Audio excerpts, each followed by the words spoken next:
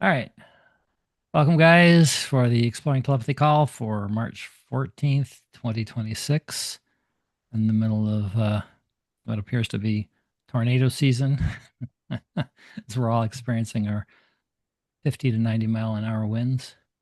But we're all here safe and sound in our little Zoom room for now. I'm Kevin Young. I'm your intuitive coach and admin for the Autism Telepathy Conversations community group. We have so much fun talking about telepathy as it relates to non-speakers and even speakers. It's just the idea of consciousness to consciousness communication is the foundation here. Excuse me.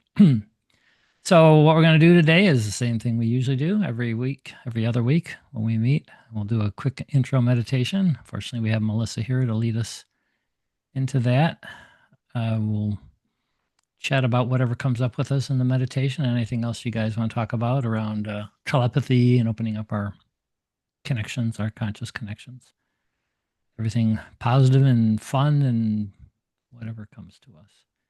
And then we'll do a mind quieting telepathy practice at the end of the meditation. I think everyone who's on here now may have been here before, so you kind of know the routine. And then we'll do a debrief on that and chat about what came to us. It's where we really get to practice the connection between each other. Maybe if you have a non speaker, you can tap into, or just higher consciousness. It's kind of all the same thing. Once you get the radio turned on, you can choose the station. The big secret is quieting the mind enough to get that radio inside of us turned on so we can open up our connections. I do always suggest you have something to write down your experiences with when you come out of the meditation, because we tend to forget because it doesn't go into the recording parts of our brain so much when we're in this state. And that's about all I can think of to say. Melissa, you ready to rock and roll us here? Sure am. Thank you. Thank you. Good morning, beautiful souls. We're all here together. It is sunny now, so that's beautiful. And thank you for the deer, and the birds were squawking right before I came in here. The blue jays just rah, rah, coming through, talking. So they're here, I know that. And whoever else would like to join us, guides, and call in whoever you feel you'd like to be with us in this beautiful moment. And let's just settle in for a minute here. Whatever way feels comfortable for you.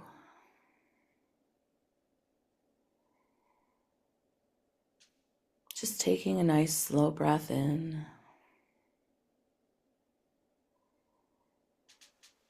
And gently let it out.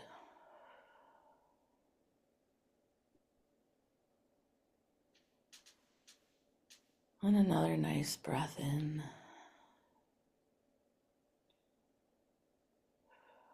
And a nice slow release out. Just start to feel your body soften.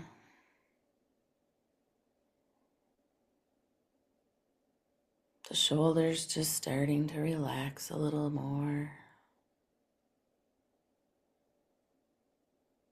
The jaw loosening up. The belly unwinding. Your breath just naturally flowing.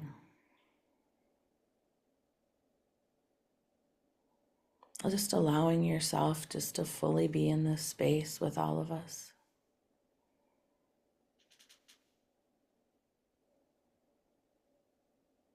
Just notice the air around you,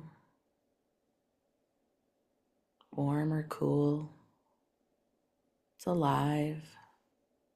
It's welcoming us here.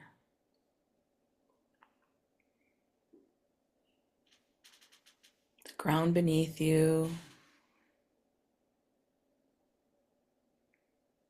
It's holding you here, supporting you.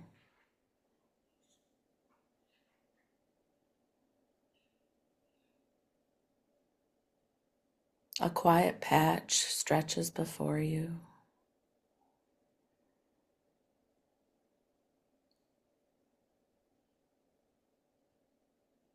Step forward,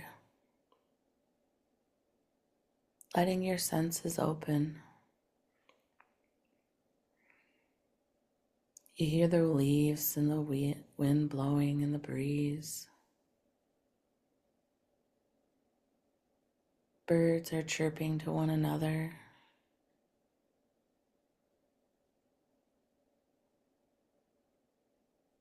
A gentle movement of nature surrounds us.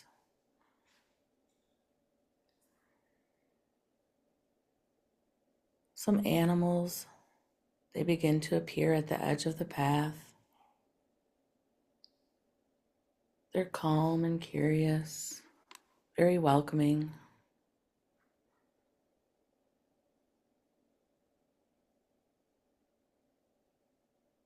You see a deer pause under a tree.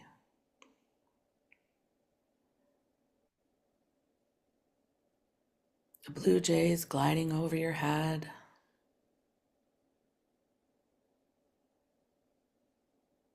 A butterfly just drifts past you.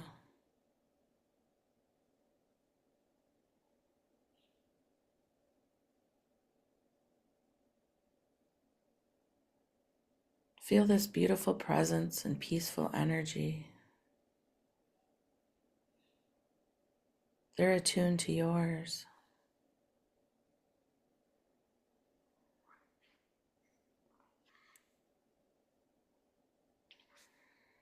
While you're on your path, you may feel a presence come near you.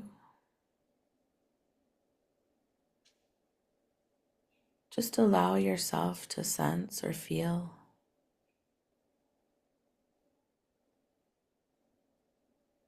The calm, curious nature.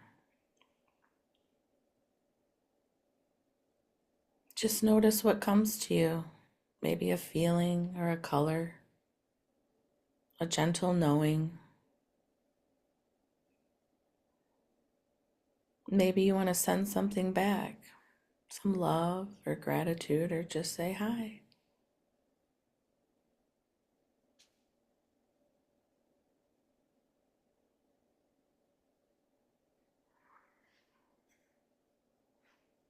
Now the path, it opens into this beautiful, soft meadow.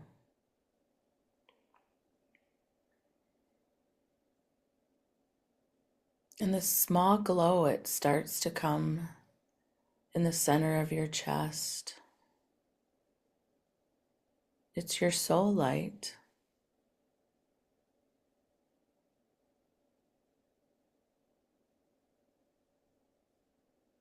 With each breath, that light continues to grow, warm and radiant. It fills your whole body.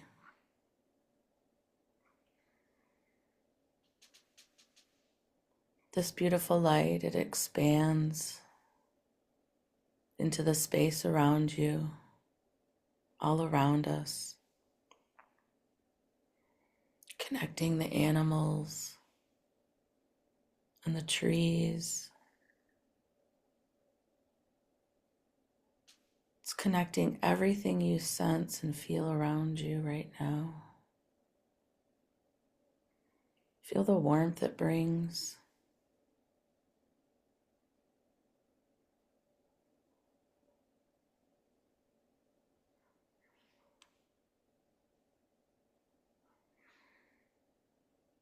Your light, it grows brighter. It's like a shining star.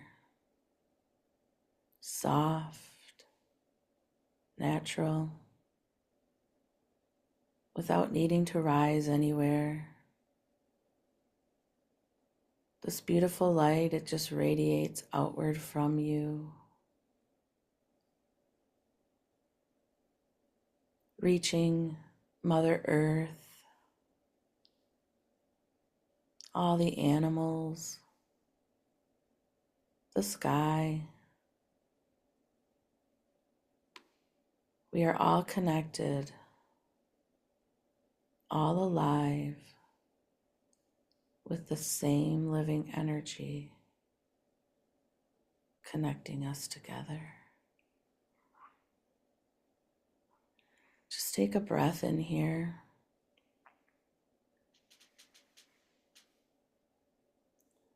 Just feel your light touching everything and everyone, and it's coming right back to you. We're heart to heart, soul to soul, calm and radiant as one being.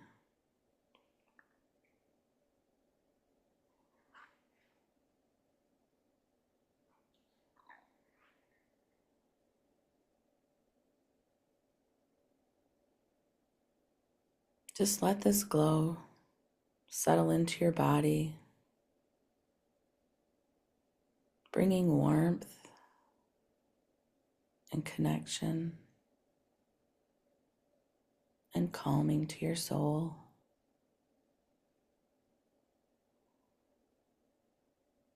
The animals are all nearby, feeling peaceful and attuned, as if nothing has ever changed.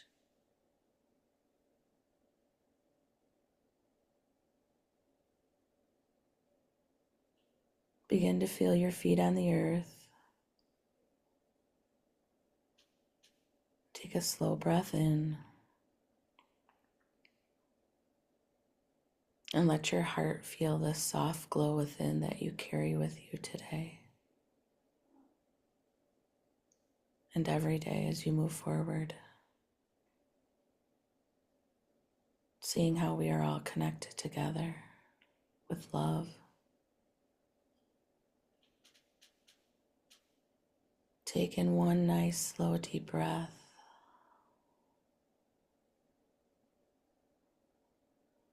And let it out. And when you're ready, open your eyes and carry this beautiful, shining connection with you always.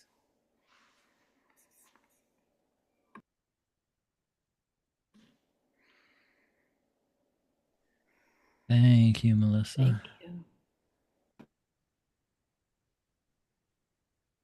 Very peaceful.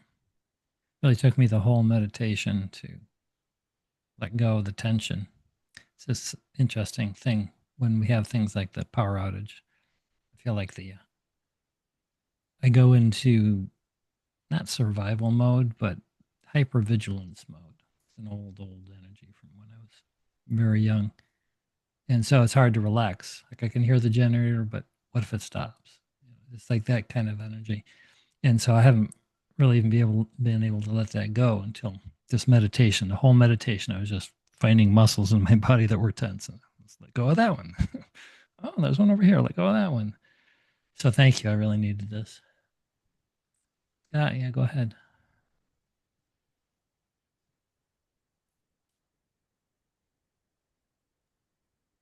I didn't hear you call my name. Sorry. Oh, it's okay. We're all kind of fuzzy right now. Yeah, I'm still, yeah, so I'll have to say, Melissa, were you actually walking along with me? You pretty much narrated everything. It happened seconds before you would even say it. Um, so I'm going to miss some things here. And there were so many cross synchronicities in this, but and some of them I just have to share. One I intended on sharing, and then it happened exactly the same way. So I'm going to save the very first thing that happened for the last to tie it all together. But as you were saying, going down, so first of all, Rachel, I went and talked to your deer.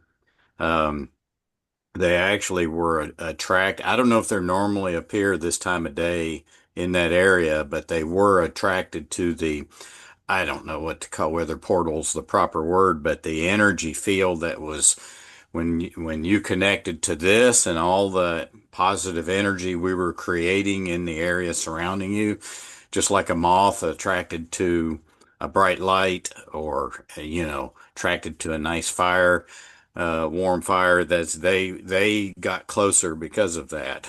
So, so they started walking with me down the path even before Melissa, you started saying, see a deer. I, I had several deer walking with me, along that path. And then, Um, oh my gosh, there's so many. And again, it is already starting to fade. There were some important things in there that, And if it pops back up, we can bring that up at any point. I understand. um, okay, here we go.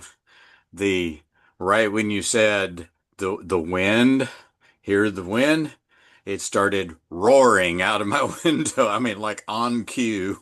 Like I said, you were pretty much narrating my environment, Melissa, as we were going along in the path, and there was just several more of those. So I'm going to circle back then to the first thing that happened, and this is something actually I believe we talked about it on one of these past calls about paying attention to your surroundings and that did we talk about ancestors and like creating wind or any or movement?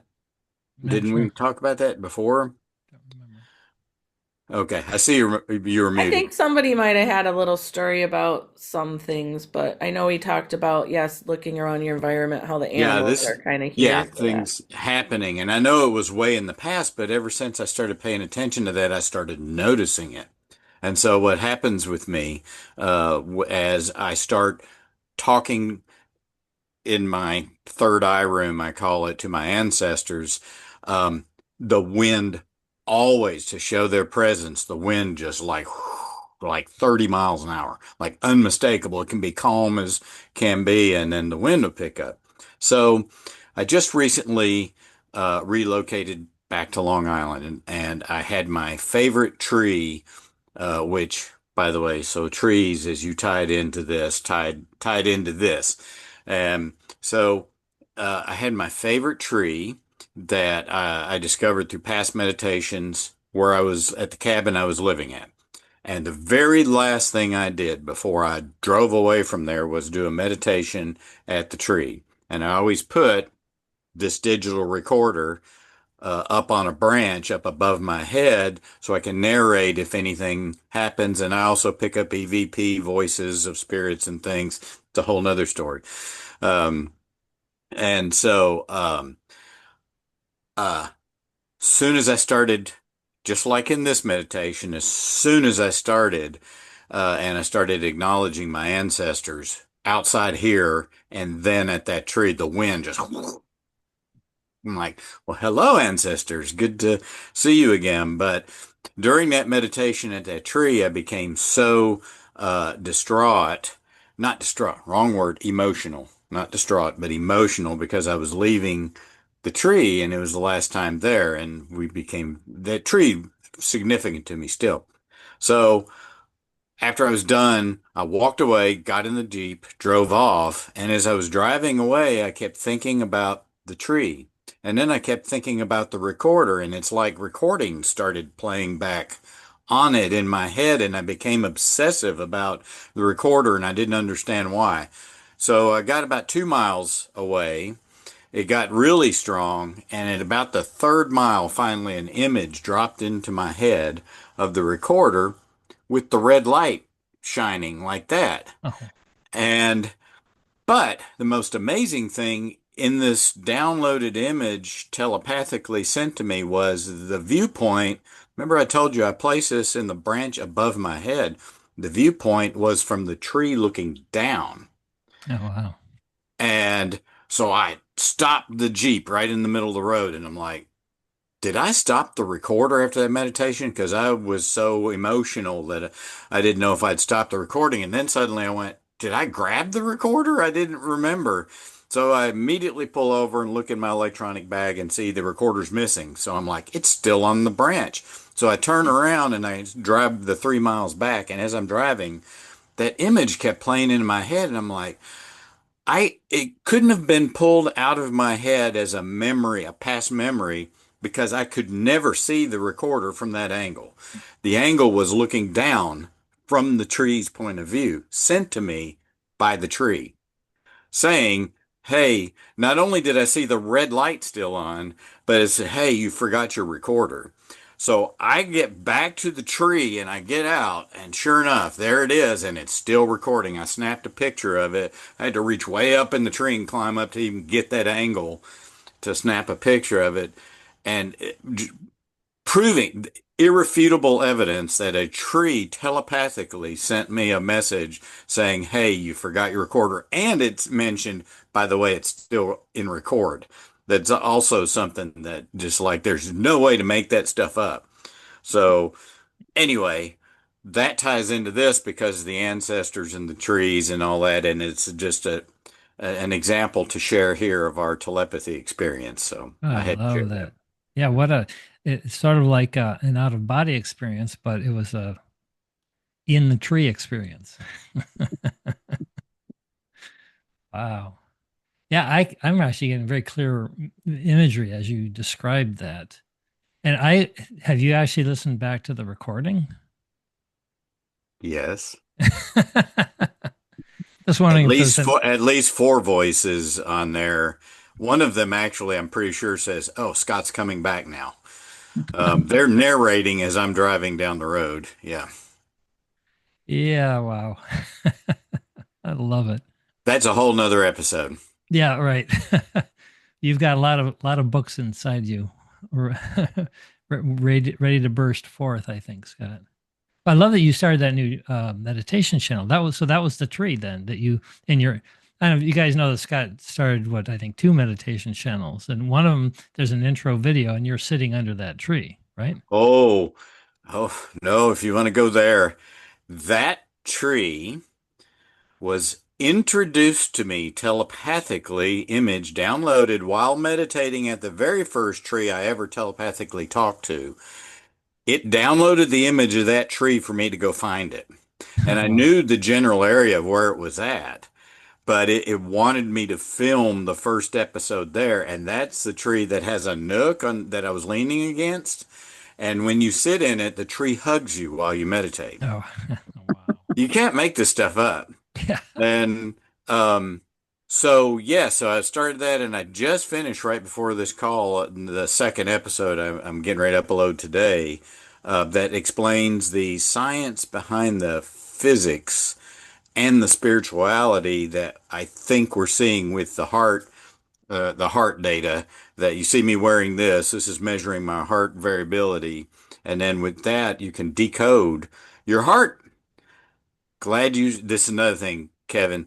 Your heart is a radio transmitter receiver. And if you're tuned into those frequencies, we can communicate clearly over them. And it's funny you mention that because that is exactly the analogy I show in this video I just made of each of the frequencies we're talking over is individual radio stations. Yeah. Think of them as that way.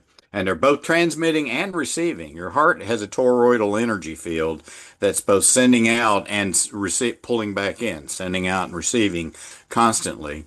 And if you get really coherent in those frequencies, you connect to both the earth, that's documented actually, and I'm showing that in the video by the Heart Math Institute. But there's other frequencies that aren't connected to anything but the ether. And these are the what I personally am calling the magic pathway, the magic frequencies that go on during spiritual experiences. I was literally communicating with my late wife when I forced myself to open my eyes and look at my watch to document what time it was. So then I went back and looked in the data, and indeed, those magic frequencies were turned on while I was having that medium experience with my wife.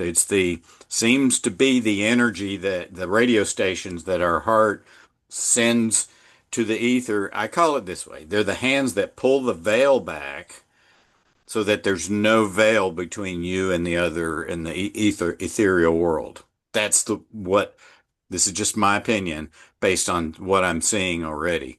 And so we're going to demonstrate that. But the most important thing about the channel, and I'll put it in the chats here, is to teach people to become heart-centered consciousness through meditation through a number of different ways. You can do it through sitting next to a stream. You can do it what they're laughing, Yeah. laughing. You can also connect in the hypnagogic. We've talked about this a lot of us, the sleep state right before you fall asleep and right when you're waking up.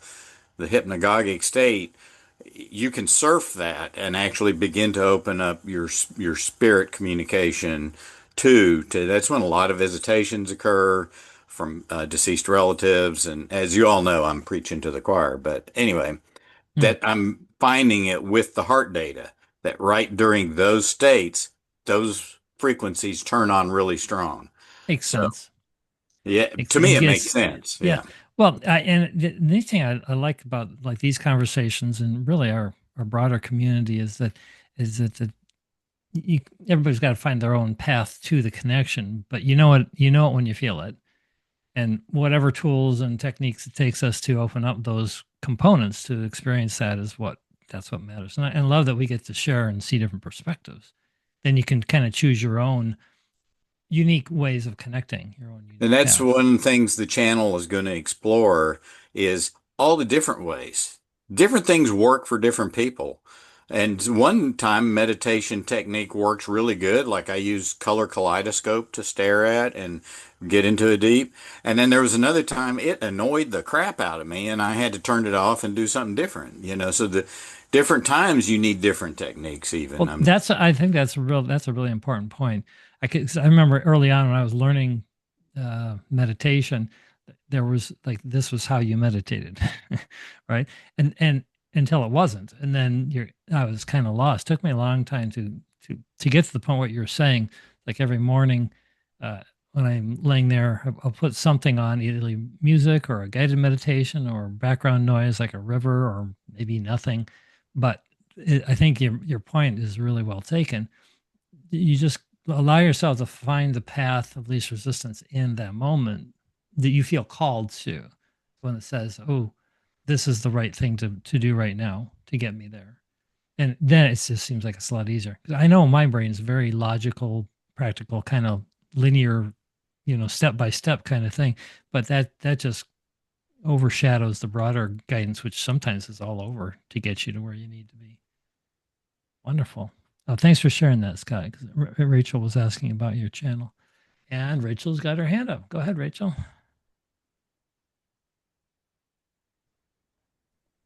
So I wanted to share a really interesting magical experience I had yesterday. Doug and I were doing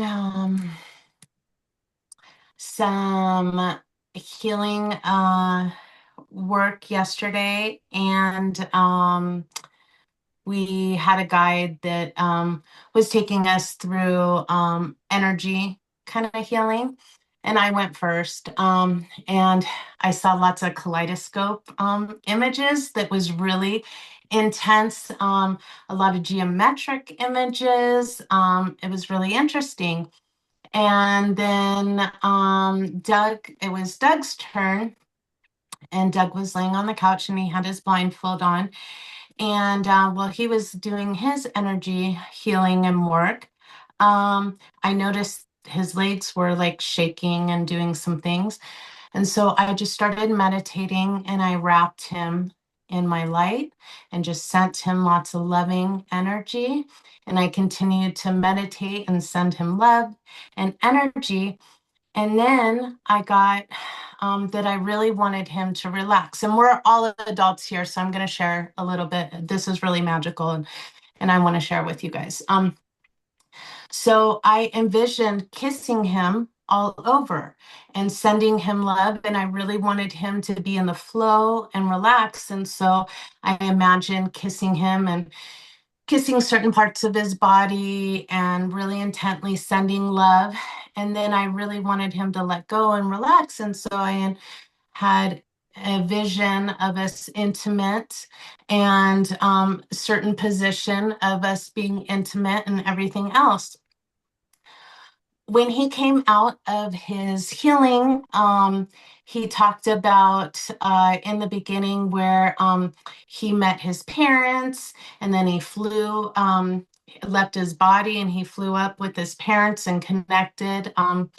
And then he said that he had wanted to heal some sexual energy, which we never talked about or anything like that. And he said that during it, he had pain in his right testicle. And he's never had pain there, but I guess he was like, there was maybe a blockage or something, and that he was working on that. I had no idea of that, but that's where I was sending love and kissing in my mind. And then he told me that he envisioned us intimate in the same exact position that I had.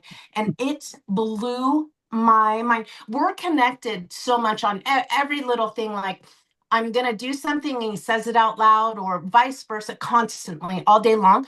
But this blew my mind, that my mind was going exactly. And he said out loud everything that I had done in my mind. And I could not believe how connected we were. It was just, so I just wanted to share that. We're all adults here, but it was so beautiful and so incredible. And it was really, it was a magical experience. So, Wow, that's something else.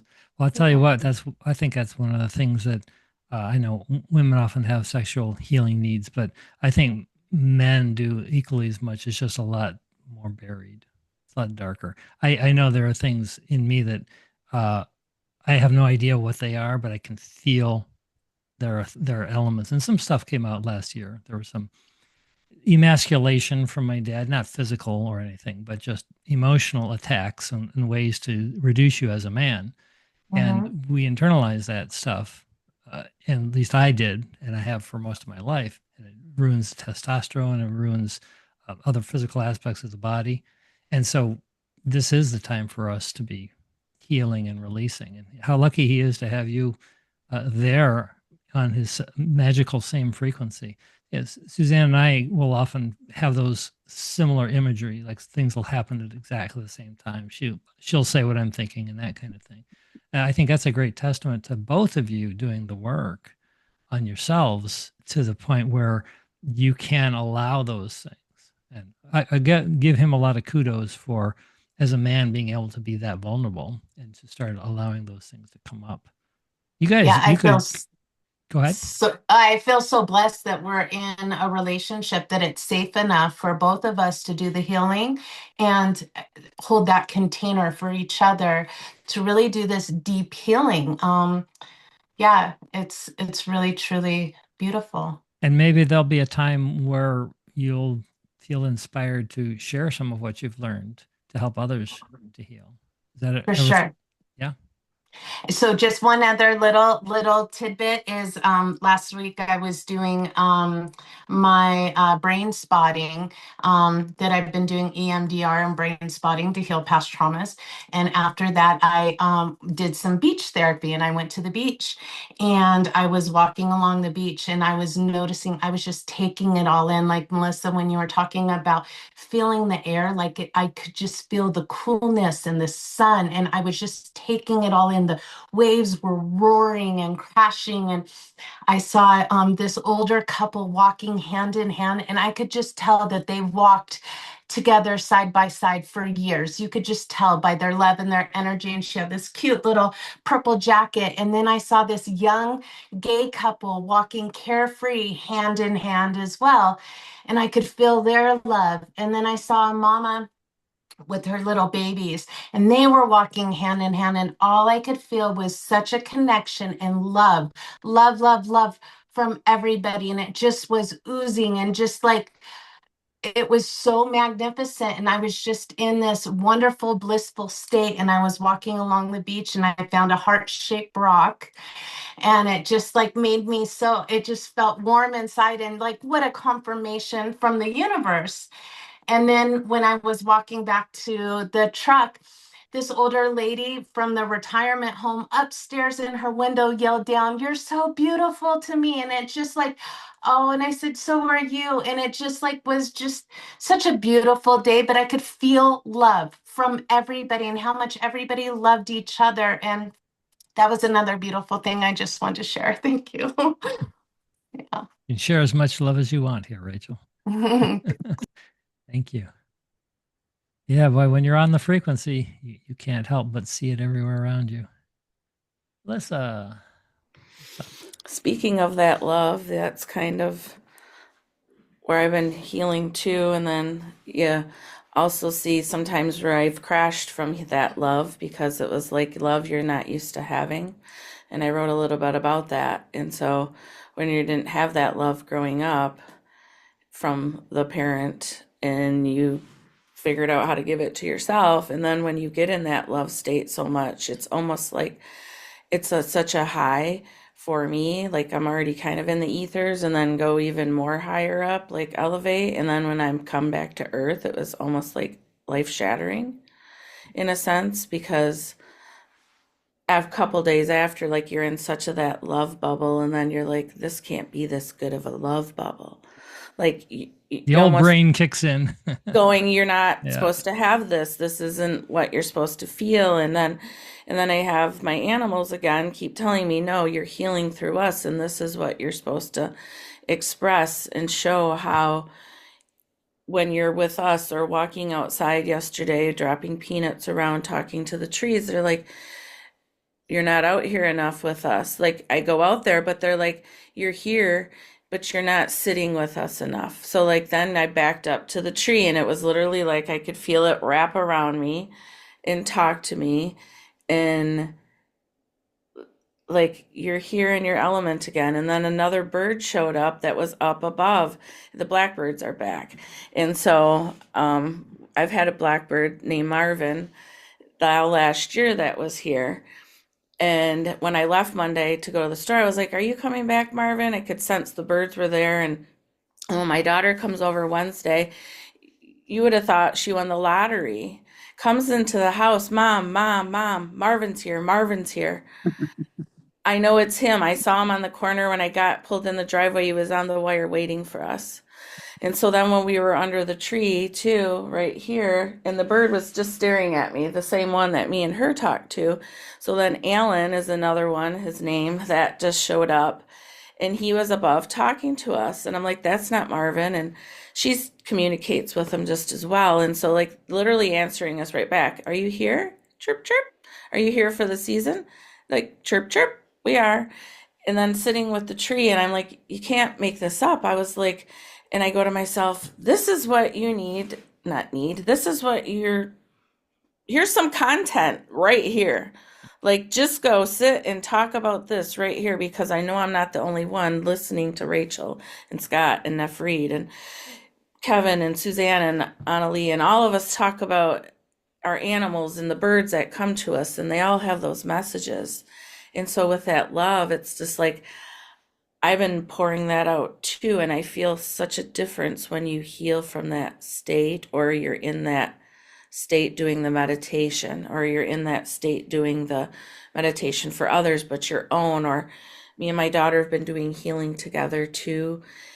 And to be in that place of like being one person and in that same vision, kind of like how Rachel was talking about seeing, seeing things and being one, and Scott like being one with the ancestors, and we were doing healing that with anger of our ancestors, and we were both in the same place at the same time watching what was happening to my lineage of them being ostracized for not being able to use their voice. And so, like, I've carried this anger for them too because of that. And so I was releasing that along with my daughter, who has a ton of anger in her too. And so we did this, and we like literally healed together through that love in this whole meditation channeling session together. I drummed through the whole thing, and she I was channeling, then she would channel at the same, like, and we were going back and forth, and it was just like something I can't even explain, but to feel that love through it all and to be able to heal another generation, not only my own, but theirs, but now her generation, because she's here and she's done so much healing work with her own self. It's just like, I don't know, when she left yesterday, it was just like I wanted to cry for so much love in my heart for her, but our own coming together that we never had, it's just like I feel the earth changing in that sense of love. Like, but it's not an easy thing, I'm not gonna lie, for a No. person that, so you're But just like, I you're doing want it. it. Yeah. Pardon me, Kevin. But you're doing it though. Oh, I am. Yes. Like I'm going, I'm like, no matter what. And I'm going to tell you, the week after I did my own meditation, I was on such a high that I was sick. My husband was sick before that, but then I took it on, and it was some grief I was carrying for my own self too. Like realizing like you're letting the old person go. Like you don't have to carry this person with you anymore. You don't have to have those old patterns with you anymore. That love can be this base and foundation with the animals, like, and they're expressing that with me, and the trees, and they're like, keep talking about us, share about us, because it isn't a normal thing, but it is your thing. Like, it's my thing. And so it's like, Yeah. keep Yes. talking Yes. about Yes. it to Keep bring it talking. out to people so they get it too. And like Scott said, and I remembered now, I do remember the exact meditation where I said the ancestors are here, and you were in your new spot, and that wind went, and it was like, I'm here with you, you know. And so I do remember that, but I just like, That yeah, happens almost every time now. That's it. They let me know that it can be a calm day, and all of a sudden it's windy when I start acknowledging the ancestors. I think we're all just kind of hitting our own little, well, we are, we're all in our own space, like Kevin said too, but like, I really feel like we ping each other. Like, I was with you looking at deer for sure on in this meditation. You Yep, know what that's I going to mean? be the next episode on my podcast, by the way. I truly feel like I'm waiting for us, just all of a sudden we're like, doo doo doo, hey, we're here together, or however that works, because I know like the kids are calling that too. Like, Yes. I feel it all. They're like, come on, we're all Well, I will waiting. tell you in our group meditations that we've been doing, we have several of us have already done exactly that, met up. And then we come back and say, "Hey, you remember seeing me? I saw you." And yeah, we did it. And so we've actually have already had that happen. Yep, several times. Yeah. Well, that's Perfect. sort of like being on the hill, from the original telepathy tapes. The way I kind of see it is literally you're just walking into a one frequency room or another one. Whatever frequency you set, that's the room you're in, and that's Exactly. everyone else who's there. You can interact with them no matter how many there are. Yeah, and so the work is, as Melissa, you're saying, it's about getting out of the way. It's about facing into the fears that are holding us out of that light perspective and working through it. And just by doing these things, I want to keep reminding all of us that this is what helps other people, even if we're not sharing it, even if we're not even saying anything. And we are, of course, we're all sharing as we can.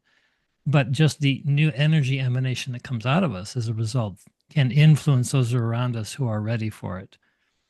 And Hmm. that to me is one of the greatest things about being an awakened light worker now on the planet. It's like I'm not going to get into some combative conversation with somebody trying to convince them that they're love and light, when they're still in a war mode. But what I can do is be it as best I can. And those who are tired of being in the war mode may find me, and they may say, "Oh, I he's doing something that feels a lot better than what I'm doing." Maybe I'll explore that. The Blue Jay confirms you, Kevin. All right. Well, they're my buddies. They used to be my mortal enemies when I was a teenager because they'd be screeching in the first thing in the morning when I'm trying to sleep until noon. I hated the Blue Jays at that time, but now when they show up here, it's like the energy is totally different because I'm like you're saying, I'm in more of a connected state with them. Yeah, Nefrit, you've been very patient. What's come up for you? And then we'll do our other meditation. Yeah. Unmute. Yeah, I have so much to say. I'm like, what do I choose Explode. out of these things that come to me? The Like, one that feels good. That Melissa, feels and the like, best. and there's like all these things that I experience that I want to share. I'm like, oh my gosh, I don't know what to do. And like, there's a war in Israel, and like my family's there, and like, my experience through it and how I handle this whole thing. And like, there's so much that comes to me. Um, Just but pick out the ones that feel the best to share right now. Well, I had some really, really amazing experiences, and like Scott said, there's really just different ways for different people. And you just kind of find your channel, but I feel like my channels are like all over the place, and I have downloads from um, different channels. And my latest thing is that, and I shared it, I think, with the yeah, with in the conversation with Caroline, and I've been experiencing my I call her my second mother-in-law. Um, she experienced a they think it was a brain stroke that she didn't know about. She was very full of life, and nobody anticipated anything happening. And she had something before, and then she had another stroke, and she was just, her system shut down, and she was gone. And she came to me. I shared that the dream. She came to me in a dream one day, and this is after we all thought that she was just going to go into rehab, and we'll see what happens next. There was no way in my mind to even anticipate something like that. That she, Who all was I this, knew, Nifrit? Who was the person? I call her my second mother-in-law. She's my sister-in-law's mother, but she was like a mother-in-law to me. She was very full of love. She always loved me. She no judgment. A lot of people, I feel a lot of judgment a lot of time from humanity. She never judged me. She always loved me. My kids called her grandma. So she was so full of life, and her health was great. So we thought, okay, she maybe not at the same place as she was, but she's going to go to rehab. And then she came to me in a dream. And she came to me in a dream, and at the beginning of the dream, she was in a cat, an orange cat, and she was very happy experiencing life through the cat. And at that point, in the beginning of the dream, she was just a lot of excitement and happiness. She was really happy to experience life through the cat. And I tell my sister-in-law, look, she's right there. She's actually really happy. That's your mom. She's really happy. But the next thing, I go and I see her body, and she's thrashing. She doesn't have any control over her body. And she tells me, I'm afraid they're going to disconnect me. I'm really afraid they're going to disconnect me.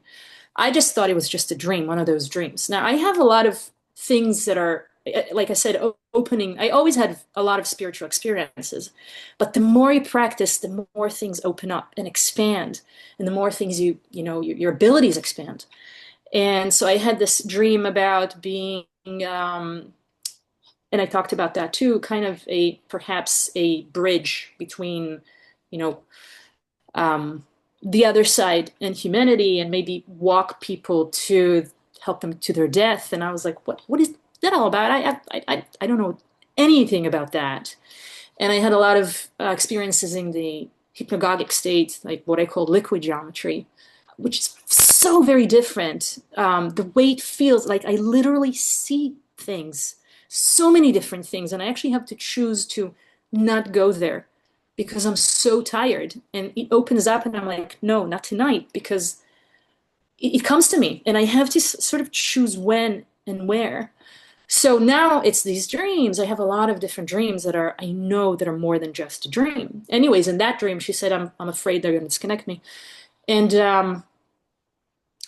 that day, and it was in the morning, I didn't even tell my husband about it because I was like, it's just a dream. And the next thing I see her as a child, I take her hands and I say, don't be afraid. Um, that day in the evening, my sister-in-law told us that they're going to disconnect her from the feeding tubes and put her in a hospice, i.e., she's going to transition. I was just devastated because I didn't expect it for once. I thought she was just going to go to rehab. But then it was like, oh my gosh, what do I do? Do I tell them that she came to me in a dream, said, I'm afraid they're going to disconnect me? They have no connection to spirituality whatsoever. In fact, they're very much against it. Very much logical, their philosophy is all about.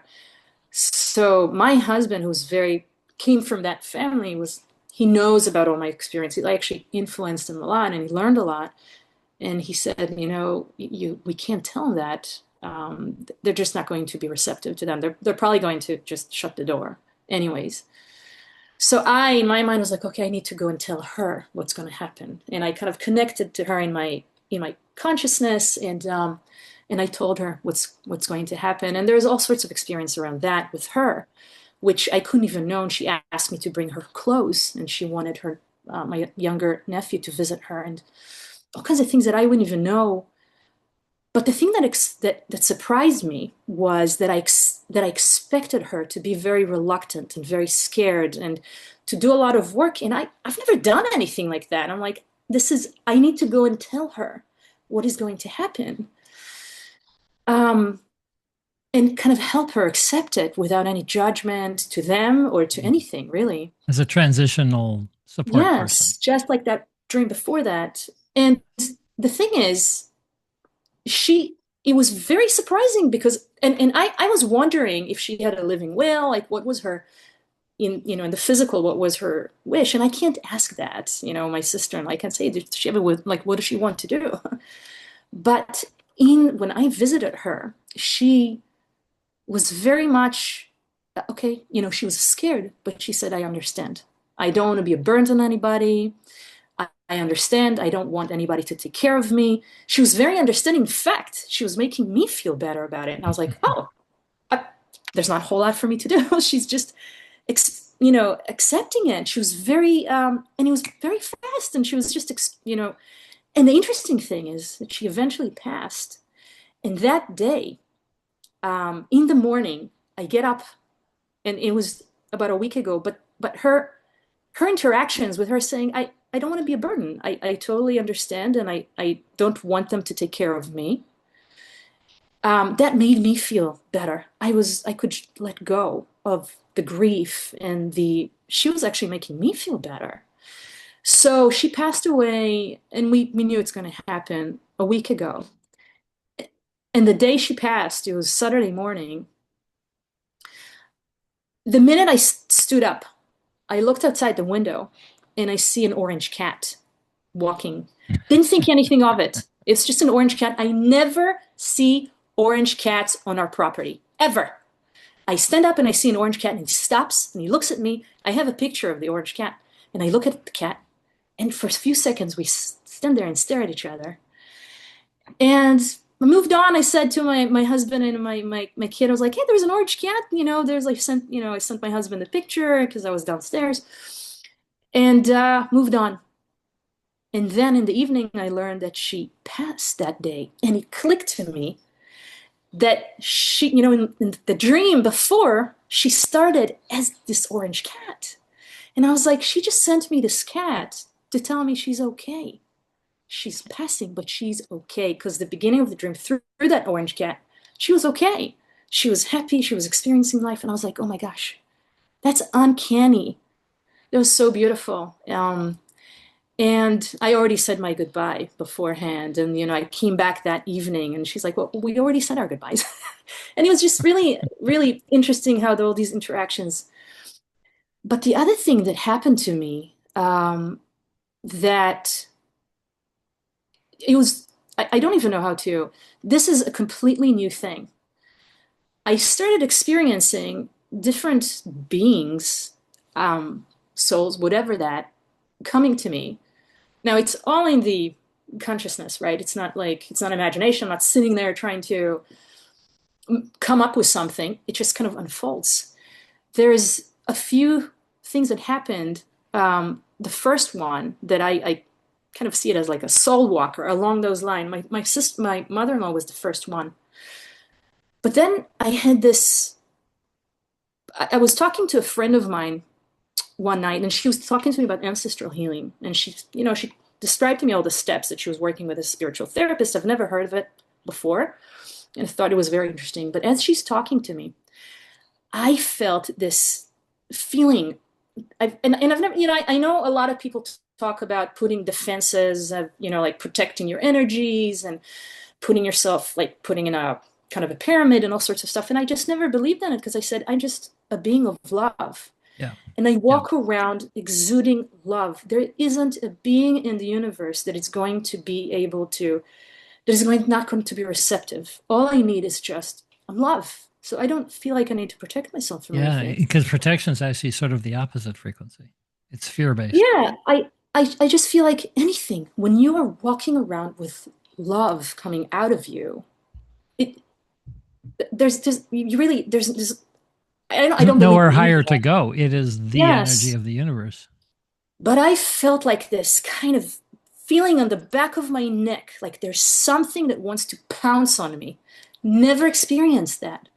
And I was like, first I was startled, but then I felt that there is this being that I felt this urgency, this feeling of urgency. Like there is no regard to where I am, what I'm doing at the moment. That being had this urgent need. And I understood she's trying to get my attention. And I calmed down. I said, okay. I kind of had this feeling of almost a being that kind of like with strong, like a long fangs and this long black hair. But I understood she needed something and she needed help. And I said, okay, hang on. Let me finish what I do and I will turn to you. And I kind of really exuded all the Slav. And, instead of feeling like it's going to attack me, it's just I understood that it was just a very strong need. I came back to it later and I saw this being crouching like I'm looking at the corner of my room. And it's all like I didn't see it with my eyes, like optically. Mm, It yes. was all unfolding. I saw it in my mind, but it was there. And I understood that it was a she, that she didn't remember what happened to her. And she wanted to know what happened. So I turned to my angel guide. There's an angel guide that I call that she told me it was Gael. It's in Hebrew. Touch God, Gael. And anyways, I was like, I have no idea what I'm doing. Like, what am I supposed to, like, am I supposed to find out, go down this rabbit hole, find out what happened? Like, how do I help this being? And I got this understanding that relax into it, tap into my intuition, and I will know what to say and I know Yes. exactly what to Trust. do. Trust. That's the word. So then that being showed me a river and a rock. And I had a feeling that could be foul play at that point, but I didn't know whether it was an accident, foul play. And I was like, do I really need to go down and explore what happened? And then I had this intuition and I understood that there's no need to know what happened. And I told her, you don't even need to know the details of what happened at the end. What you need to know is that you came here, you lived, you experienced life, and that's all you had to do. You came here to do what you needed to do. And at that point, when there is this understanding that there's no need to know to actually happen, and I know it depends on whatever being it is, some people maybe need to know, or souls really to have a closure. But at that point, there's no need for that. And there's a feeling of release. That's the first thing that happened. And then the next thing, I started feeling that there's all these like tugging that all these beings need to know, to Yes. Well, now understand. you're an open channel. Now they Well, know who to come to. yes, so I actually erected this door because I felt like Yeah. I needed to put a kind of a to choose when. Because there's all this like these things come to me from the trees and the angels and like I there's a lot of chatter. And I need to be here and I need to be here for my kids and I need to kind of actually have a lot of space in my mind. So anyways, but during one of my meditations, there's an urgent being come to me even when I put this door and I was like, okay, I'll let it go. I'll let it come. And it was so interesting that I knew this being to be a very, and it's all happening again in the consciousness, in the mind. His name was Larry. I don't know. He was very old. And it felt very confused that he didn't know where he was, what he was doing, and what's happening. And then I saw in his body a projection in the center of his body, and it was kind of a very transparent being. There wasn't like much to it. It was kind of like an outline. But in the center of it, there was a projection of color, in color. And I saw two little kids, and I knew that there were his kids in the physical. And when I saw it, I know he got that download. He understood and he remembered that he had those kids in the physical. And the other thing that I all of a sudden understood is that he had a wife when he was in the physical form, and she passed away. And he was still waiting for her, but in the physical, like in his being, he was actually waiting for her in the physical, but she wasn't there anymore. Neither was him. but he was still there, kind of stuck in the waiting for her in the physical because he loved her so much. But then I understood that she was actually waiting for him, but he could not see her because he was all in his energies in the physical still. And And so it when I sounds like you're a understand, bridge, Nefrit, I don't know all wouldn't these you things, say? yeah, and I feel like I don't know what it is even. When I had that understanding that she was waiting for him right there, and he just had to understand it. He was just needed to let go of the physical and unite with her on the other side. Yeah, There was and a so sense of I'm reunion. wondering if where this is ultimately, you're painting a beautiful picture of reaching a frequency where those who are in maybe a transitional state, um, there could be a million different things where you can provide a bridge if you want to. I always say it doesn't matter what the path is as long as it feels good to you. And I think one of the things you've learned, I had this with a schizophrenic young man I coached years Yeah, you ago told me. who had all these channels open at once. And he didn't know what you figured out, which was, and this is what I helped him to do, is that we can turn off any of those channels. Mhm. You get to be selective. You get to live your own life. And if it's fun, if you feel called in one direction, open it up. Maybe you'll help somebody here in the physical. Maybe you are we call it a death doula, somebody who helps people transition from life to out of their bodies. You get to choose. You got all these options coming to you because you've developed and maybe we're already wired to have the channels open. You can do anything you want. Yeah, I think the problem for me is really understand because, like, I write, I love to write, and I had this, the experience with my eating disorder and with the autism, and kind of bringing that to people and awareness to that, and I'm like, but I have a lot of spiritual teachings Well, so in here's the thing. So meditation. I'm going to invite you, like I did last time, I think, is to list all those different things that come to you from a joy level perspective. What are the ones that just feel the lightest, the most fun to engage in? And choose the ones at the top. You can't get it wrong. There are other people who will support people who you don't help. You have no responsibility to other souls or other people in bodies to help them. Your highest joy will be the way you bring the most value to the rest of the world anyway. So you can't get it wrong. You won't, it's this fear of missing out. Oh, what if I don't get this little nugget of gold here in my life? No, no. If we're here just to enjoy life. Yeah, absolutely. I mean, and I know this is where your love, um, the flashlight is when you feel the most joy, what it is that you feel called to do with joy. Yeah. And in any given moment, I have to make so many decisions because of the way my mind and the way that I am. Because I really derive joy out of a lot of different things. Like I could, So then does it matter? no, I mean, it's, there's a certain amount of grief that, like, Scott was talking about his meditations, like, oh my gosh, I have my meditations I want to teach also. Like, I would love to open. There's a lot of things that I want to, a lot of ways you can be of help and light. Well, And so right there, you've jumped out of what brings me joy potentially to how do I help others, which there's nothing wrong with that. But notice there might be a little obligation energy in that, which will be a little bit lower frequency. Maybe not. I don't know. These are things to explore yeah, in your own heart and decide which ones really are lighting up for you. Because otherwise, you'll make yourself crazy. It's only the human brain which decides I'm not doing enough or I'm not doing the right thing or what about this other thing? That's not the higher self. So you're on a yeah, fantastic I, track, I I, think. I derive a lot of joy in any way I can help. If it's small things, if it's just small conversations with a person, Yeah. I do really feel, um,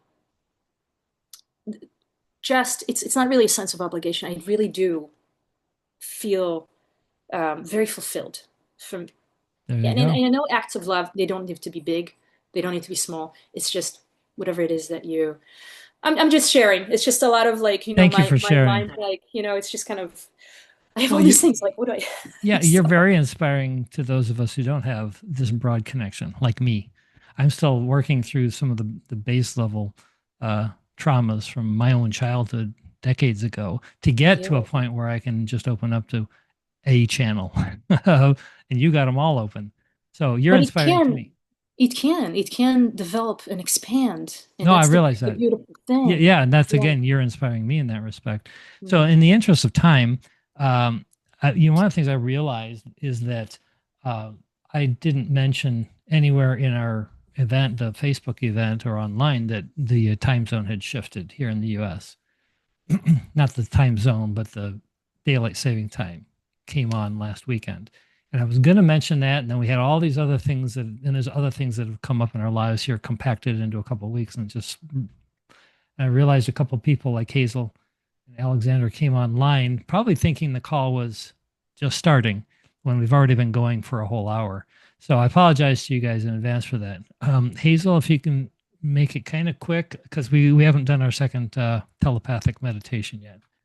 Go right ahead. Unmute yourself.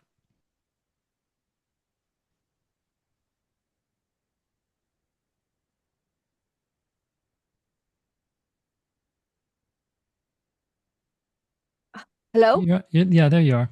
We got you. Okay, right, right. So really quick, because this is seems to be an ongoing thing with me, and I really, really abdicate responsibility for any other person all my life, but it's becoming a recurring theme that I'm supposed to be helping people, but I really don't want to.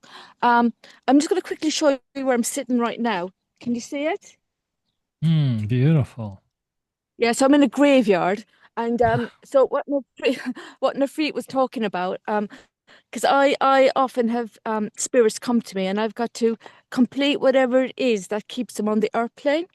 Like for like one woman, she showed me that she got killed in the Blitz in the Second World War, and she couldn't leave Earth because her husband was serving in the trenches, and the reason she got killed because she was rushing out with a letter, to let him know because their son was really ill, to let him know that the son was okay. And I'm thinking, well, you're a spirit. Like, why the fuck can't you tell him? Why don't, And I couldn't understand it for ages until it's like she was caught in the airplane. So then I went to him, told him the good news. He now could leave, she could leave. So I mean, finding out that it's just little things that keep people earthbound. That as long as you help them, like somebody else worked hard all their life, they died. And I'm thinking, how the hell am I supposed to help him? And then it turns out that he just needed to be a child again, just to play with no worries, no fears, no responsibilities. So it's stuff like that that I end up kind of, and the thing is, I keep telling him to fuck off, but that's my big thing that hopefully at some point, by going through this process, I learn like to just accept it. I'm having the second part of my autism assessment tomorrow, and I think that will actually, I mean, I don't know what diagnosis I'm going to get or if any, but it will go in part to sort of all the self-healing of my life of just not getting people, being bullied, not fitting in. And there's where the resentment comes from. But I need to let go of that because obviously I'm being called You to help want to? people. Well, at the moment, no. It's okay. No, but I kind of feel like I need to, not need to, but it's like I'm blocking myself for something that I could probably. But in my mind, I'm thinking, why the fuck should I help you? When were you fuckers around to help me when I was growing up? And I know that is not the right way to think. Genuinely, know Well, that is no, not the no, wait right a way to second. think. Wait a second. So there is a process that you're going through, which is I wouldn't judge the process. When we're in a state of fear or powerlessness or unworthiness, that's at the bottom of our emotional scale. That's complete disconnection. And everybody on this call has experienced that or is experiencing it at different times. Okay. And the next step up, this is just the Abraham emotional scale I refer to, is anger, rage, revenge. That's what breaks us out Yeah, of that fear and powerlessness. So it's good yeah. to acknowledge when that's coming through and express it, just like you are right now. And if you judge it, you'll go back down to the bottom. So don't judge it. Just do it.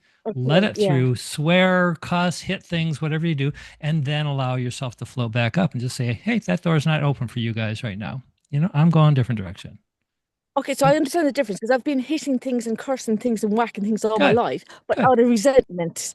The difference is knowing that I'm doing it in order to shift something. So then I wanted to keep Yes. doing this. Yes, I get it now. Yes, thank you. And not Yeah. to judge yourself for not doing it the right way or getting angry when, quote, you shouldn't have. You can always get angry. That's somebody else's problem who dumped that crap on you. Oh, you shouldn't get Yeah. angry. That's a bad emotion. They said that so they could control you and push you back down into fear. As you Yeah. said, fuck that. Yeah, Yeah. let Yeah. that be your new life phrase. Yeah. That help? Okay. Yeah. Oh, yes. Yes. It's just reframing everything. I think that will definitely, because I knew I'm very close to breaking through, but I was still caught up in the being angry for angry's sake rather than using it as a tool in order to break free. Yes, yeah, you got Yeah. it, Hazel. You're on the Yeah. Yeah. path. I think Yeah. you're farther Yeah. along than you give yourself credit for. Good job. Glad you could make it in the last part of the call here today. Yeah. All right, beautiful. Let's move into our meditation. Wow, what a great conversation. There's so much good stuff here, guys. So much. I mean, this is mind blowing how connected you guys are. I think it's easy to look at our own journey and say, oh, well, I've got all this other stuff ahead of me, and I just got through one thing, and then wow, there's 10 other things I got to get through before I'm complete, before I'm done. No, you're never done. There'll be something next week and the week after and the week after, because that's why we're here. It's that journey of gradual, consistent evolution to our own who our core being is coming back into our own light. And the light keeps getting brighter, never stops getting brighter. So there'll always be something to work through. That's why we want to be easy about it. Ease and flow. So let's do a quick little meditation here. We'll go maybe 5 minutes. I'll talk you into the quietness. You guys kind of know how it works. And I do recommend having something to write down anything that comes to you if you want to record it, or you can pop it in the chat. Sometimes you'll get messages, communications, all the things that have happened here. So can't get it wrong. Just here to relax and enjoy the connection. So let's settle into our chair or mat or wherever we're at. And take a nice deep breath in as we close our eyes. Hold it and exhale, breathing the air completely out of our lungs. And back in again. And as we exhale, we begin gently releasing those thoughts, stepping out of time and stepping into the present now moment. Just softening and relaxing. And another deep breath in. And as we exhale, we surrender to the natural ebb and flow of this universal consciousness, this perfect love all around us. And we just enjoy the sensation of being gently carrying ourselves downstream, just floating in this energy field, just relaxing and relaxing and relaxing. Breathing out the thoughts, breathing in source energy, breathing out the tension, breathing in the connection,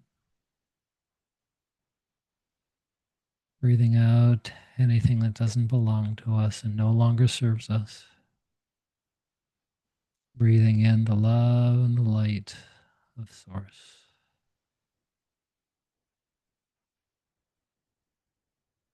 And as my voice drifts off, we'll just allow ourselves to be guided to gently focus and float wherever we are being called towards.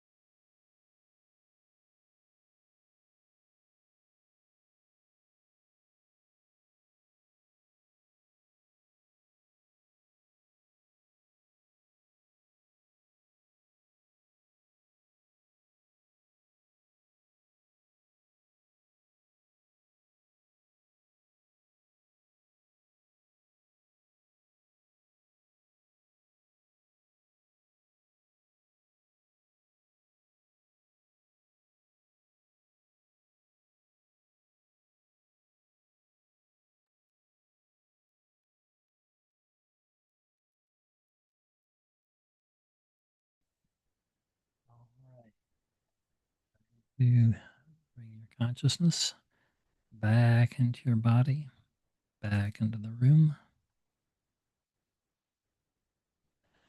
And when you're fully present, if you want to capture anything that you maybe received, if there's anything you want to write down, or if there's anything you want to put into the chat window, go right ahead before it slips away. Or if you just want to come on to the onto camera and just share it with the group. Rachel asks who else was by the stream. Nefrit was, of course. Yay.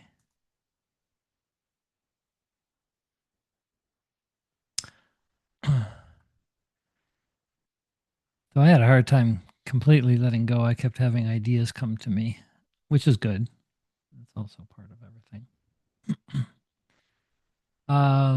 But I got there at the end and I felt everybody's energy right at the end. I felt like I was in this big room with all your conscious beings. I just felt like I was in this warm room with everyone. I appreciate all you guys. Melissa, go ahead. I'll say you say that. That's what I drew at the end was a big that beam of light with a that heart, and we were all beaming out to it. But I really feel almost like sick from this just happening because I think I'm just having like a little shock attack right now. hmm, I had my birth father come to me, which I never have. wow. Like I've had him talk, but like not like this. Like I really feel in my whole body right now. It's like shaking. It's like vibrating. Um, ugh. My whole body went numb. Like literally I couldn't move. I was in a frozen state of just like, is this really you? And he said, that anger I'm working on is helping because he was an angry man. And his dad didn't allow him to show his anger.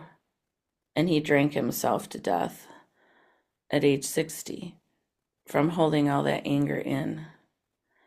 And he said, keep being the love, even feel his love that I never felt because he is here for me now, even though he wasn't before. Don't let the anger eat me alive either. He said, let the love in and heal you and share it with the world. It's the best medicine. Wow. Keep healing with spirits and animals and nature and the kids, and we are all one life force being each other. And then I drew that big picture of the love beaming out to the world through the threads of light that we are.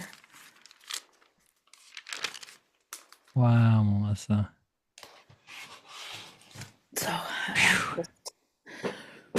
is right. Like, holy moly, Ted's alive. I mean, he's dead, and I never ever met him, and he never knew I was alive. And so to live 20 minutes from each other our whole life and not know it, is crazy. But I will look into his love and see that because I know my sister that I found through him, um, talks to him a lot, or he comes to her a lot. She'll send me pictures all the time of license plates or different thing with his name on it or signs that come too. And so he kind of was like showing me that bridge of the three of us together. And so that's pretty interesting. Incredible. Goes for par for the day. Well, you're so ready to do all this healing work, like you said, and clearly the doors are opening to allow the external support to help you do that. That's amazing. Congratulations on Melissa, and thank you so much for sharing that with the group. Thank Such great you. reminders there.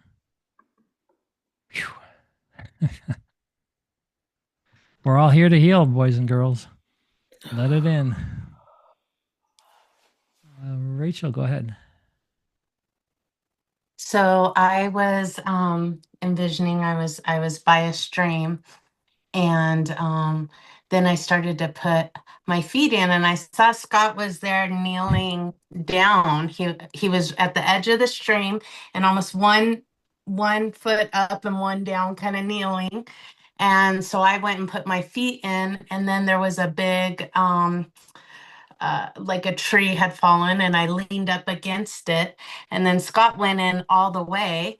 And then I envisioned I was on a raft and a freak was there too. And so there's no way. This is just, I like have goosebumps, but I envisioned I was on the raft. So this is just, I don't know, it's blowing me away. It was so neat. And And I then there was a messaged deer. you that I also then was on a raft, by the way. That is incredible. And then there was a deer that came and drank out of the stream, and it was just beautiful. Oh, yeah, that was incredible. Incredible. Now that's see, now that's the telepathic concept we were talking about, all being in the same room. You know, you guys were all synchronizing frequencies so much more now through these calls and other things we're doing. And that's like what I saw, what Melissa drew, what you guys have seen. I mean, this is to me, this is the magic. This telepathy part is just this little corner of this big thing that we're doing. So I love these experiences. Thanks for sharing that, Rachel and Scott and Nafreet. Monique, so glad that you could make it. Sorry about the time shift thing. Hi, thanks. It's okay. I guess I made it at the right time and divine timing and all that. I had a really, really good one today because thank you for reminding me last time not to be hard on myself and to be more allowing of just how it unfolds. So I prepared today, I made sure I was in a good mindset, and I could tell the boys wanted me to, I keep saying the boys, they tell me to say Cody and Aaron. I remember Cody and Aaron, I noticed they tend to be quieter when I'm supposed to be on the Zoom. And as you notice, I've like not been disturbed at all. So I was able to really go deep, and I remembered everything that I was advised before. What I'm realizing at the moment is I don't think I'm just here for the collective consciousness of the children. It seems to be that when I connect, it's children and adults, and they tend to have already lived on this earth and passed over. And I'm not afraid of that if that's what my path is. I can help anyone and everyone. So I don't know if you could hear that music now. It's making me feel emotional because the first person that came forward to me was an Indian woman, and she had like the whole purple, beautiful, what's it called, sari with the veil and everything, and she had the chain on the nose. I think I can't see whereabouts it went to the side, and she was really beautiful. She was just looking at me, and I was like, do you tell me your name or whatever? And I got the impression she wasn't English, but even though I believe that if she communicated, I would have understood her. But it's like she just wanted to be there, and it was like a knowing. I just understood that when I get better, I will be able to help her. And I kind of just said, okay, so when I'm further in my journey, I'll be happy to help you communicate with your family. And then she kind of just, done a little dance and then went off. I was on that platform that I was advised to go to be able to connect. And there was loads of people there. I got used to just standing there and waiting to see who was going to come to me. And it seems so much easier this time. And then I just waited, and I think because they knew that's what I wanted, I did say, like, I suppose they knew my mindset. I did want to connect to, the collective consciousness for the children. Though I do think, again, this boy was across the veil. So a little boy came and he looked like a Tom, and I said, "Is your name Tom?" And he said, "No." I realised that was me putting the name, He said his name's Peter. I said, "Oh, okay, hi." And he just wanted to kind of be there. I think they're aware of the stage that I'm at, kind of thing, kind of in and out, in and like out, in and Nafreet out. was saying, same thing. Yeah. And they're being really patient, which is lovely. But each time I get a little bit more than I did last time. So we were just kind of, just sitting in each other's energy. And then at that moment, Aaron, he's always so connected with whatever I'm doing. He does it a lot of times. He'll play music. I think you saw it I read it in the Epiphany. He'll play music related to what I'm experiencing. They both do. And just now he put this beautiful kind of twinkly Indian music on. And to me, that was like, he's reminding me, don't start doubting who you just connected with, which was really nice. So yeah, we just sat listening to the music. So yeah, that was it for today. Oh, When I that's told all. the woman that I'm happy to help her, she sent me that burst of love that I Oh yeah, yeah. struggled to, yeah. But I remembered because at first I was like, oh God. No, I thought no, just let it in, and it was easier. But yeah, I can't help the tears, but I'm way better at it now, and Yeah, don't it's you such don't a help the beautiful tears. Yeah, feeling. I love it. yeah. Yeah, Let those tears help you to raise your vibration. yeah. So it was lovely. Oh man, I'm so happy for you, Monique. God, I love that. And one of the things I wanted to reflect back that was I felt so valuable, and I'm now been learning myself, is that the the brain says, "Oh, I'm here. I've got these non-speaking kids, so therefore my gift is to help non-speaking kids." And we kind of get sometimes we get kind of trapped into, well, here's what I should do, because it's all set up for me to do that, and blah blah blah, and I'm supposed to help people. But what you're allowing yourself to do is to find the deeper guidance, the deeper purpose at this moment. It may be different in 6 months, but right now you're allowing yourself to flow into where it's the path of least resistance. The universe is always trying to guide us through the easiest path of least resistance towards the next joyful thing for us. When we resist it like hell, but the point is it's supposed to be easy and fun and just like, oh, that's the next thing. I'll just go do that for a while. Oh, there's the next thing. I'll just go do that for a while. And for me, I had it in my mind for many years when I found coaching to be a coach. I help other people through their experiences and whatever.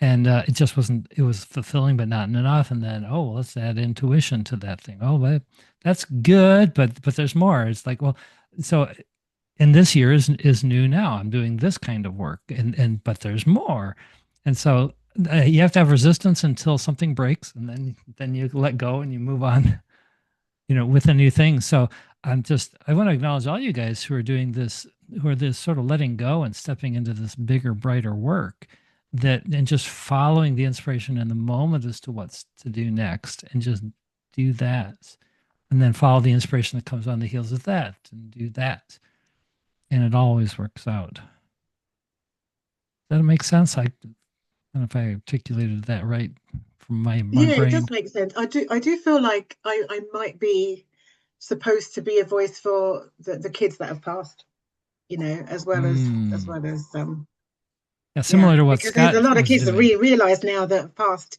that could have had a voice and didn't because Mm. of so because I had been thinking about that. If that feels inspiring, if that lights you up, if that makes you jump out of bed in the morning, or some version of it, there you go. Yeah, because I asked Peter if he was a non-speaker, and even though he was speaking over that time, he said yes. Yeah. Mm. There's so much healing ready to be done. That's an obvious statement right now on the planet. With all this stuff, we have wars and we had COVID and all this stuff, Epstein and so forth, is all stuffed down pain at the broader societal level that is now coming up. And as we just mentioned with Hazel, it starts with fear and suppression and guilt and grief that we've stuffed down, and then it has to move into rage and revenge and hatred. That's what the wars are about. That's what the systems of control are about. And then that births to this next level. And we're beyond that, you know, turmoil part. We're now moving into this energy. So all these souls are waking up. I probably say this on every call, who are saying, okay, war didn't work. Okay, government control, no, that's not working. Well, religions, no, that's not, that's more control. Well, where's the answers? Like I can feel it, but I can't get there. Oh, well, here's Monique. She can help you heal with somebody that you're hanging on to who passed that you're still grieving. Or that's because those who have already passed, they don't have trauma. Like that was a part of the human body. They're here to help those who are still in the bodies to heal. And you can be one of those bridges if it lights up for you. Same with Nefrit, same with anybody on these calls. We all can do this if it lights up for us. Yay. Oh man, magic. Absolute magic here. Whew. Well, we could keep talking all day, but I think we're well over time here. Scott, you got something quick to wrap us It up is with? quick. It's a cheerleading statement for Yeah. Monique and Nefrit. You didn't hear Nefrit earlier, Monique, due to the time change. It's okay. Our medium team has been explained that the energy of Earth is out of balance because of all of the unresolved issues from the souls who have passed. And so it is important work. And like Kevin said, they're going to call through whoever they can find to help. And when you provide that I'm on air light to them, they're going to come to you. I would encourage you to do that work because it is a clearing that's needed. So that's it. That's all I had to say. And have fun along the way. We make it all so serious sometimes, and it was never meant to be. Well, thank you, everybody. Oh, I feel so much better. Man, I've had several weeks of so much tension, and you guys have just really helped. So thank you, everyone. We will meet again in 2 weeks, barring a hurricane or a typhoon or something coming through here. And in the meantime, sending you guys all lots of love. Namaste. Thank you again for being here. Life is good. See you on the next call. Take care, everyone. Bye for now. Bye. Bye. Bye. Thank you.